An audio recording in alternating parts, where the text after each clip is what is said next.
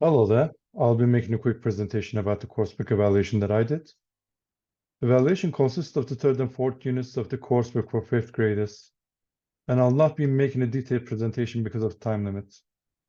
First of all, there are a few things that I must say. The first thing is that this presentation does not include all the book, but a few activities that I chose. I grouped the similar activities together and chose one from each group. And also, Center of Evaluation is the curriculum plan, and I'm mostly focused on the end goals from there when evaluating the book. All right, let's start. I'll start with the third unit, games and hobbies. Here are the end goals of it. Because of time limits, I will not be able to read them. There are a few strong points and weak points about this unit. Strong points is that speaking ability is quite important in the end goals, and there are quite a few speaking exercises. This helps to reach the main goal. Listening parts are also abundant, which is also important for the speaking objective. There's also a lot of repetition to solidify the knowledge. Weaknesses are that there's not enough variety of activities. There are many of them, but they're quite similar to each other. And there are too many of the same or similar activity. And there might be maybe too much repetition because of the things I said before. There are too many of the same activity. All right, let's get to our first activity. This listening exercise third unit is also mainly important for speaking, and this one is a good example of that. It groups two students together and makes them practice together. Some of this vocabulary will be new for them, both of them, and it's the same for both students. So by working together, they can correct each other's errors, mistakes, and also help them to get speaking exercise. And we'll set an example about how conversation should be. They will see this one, a model conversation, and arrange their own conversations according to this.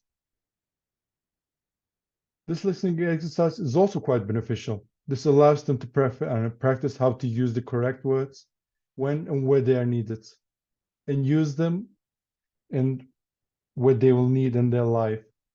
This one beneath this, the one beneath this also serves the same purpose. It helps them to use the correct words in correct timings and places. Sorry about that. Well, from here on out, start the problematic part of this unit. This unit alone, I counted around eight activities similar to this one. They're almost exactly the same. Well, we can say one of these activities is good for gaining new vocabulary. 2 and 3 can also help to solidify that vocabulary and knowledge. But once after that, are just, quite frankly, just a waste of time. If I were me, I would just replace them with speaking exercises, listening exercises, things that will be more helpful for them. All in all, this unit is more or less realized the end goal of curriculum wants, and although not exactly, they not exactly realize, but mostly realizes the goal the curriculum dictates. Sadly, the same cannot be said for the Unit 4, daily routine. Main problem of this unit is it gives too much knowledge too fast and does not back that knowledge up. There is repetition to solidify the knowledge, but it's all in the wrong places, and there is literally no order among them. There's the objectives of this unit. I'll not be able to read them. Strong points of this unit is the abundance of different and new vocabulary, and new knowledge and new ways to express feelings and ideas. Weaknesses are there's not enough repetition. Even if there are, they're all in the wrong places. There's a serious lack of order.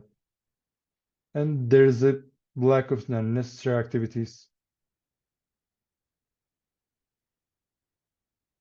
There's a reading exercise that I chose, which is giving new knowledge to students. It gives information about the daily routines and what they are by help of the pictures. There is no apparent problem until here. There is also no other activities like this one. and they basically give the crucial knowledge, but there are no following up activities. And after those two, it immediately jumps to the times and there is no repetition. I do not believe that students can simply learn from those two, and that knowledge will be long lasting. All right, let's get to the third one. Activity tree adds time to the daily activities and gives basic knowledge about time. It also puts the activities in time order, as we can see from part B, and it is the only activities that give information about time. One after that, this listening activity directly integrates time into daily activities and expects students to be proficient about it. In my opinion, you should first teach each activity thoroughly, and only after that can they start to put them in order or integrate time into them. What comes after this is way worse. Some activities just ask basic stuff about daily activities, some ask about time, some integrate those two, some are extremely complicated, some are extremely basic, and there is literally no order among them. It's extremely chaotic. All in all, I do not think this unit will accomplish any of the curriculum goals, but I'm not that knowledgeable, and maybe there is an aspect I did not consider. If it is so, I apologize. And this marks the end of my presentation. Thank you for listening. Oh, and detailed analysis can be found in the Word folder that I sent. Thank you for listening again.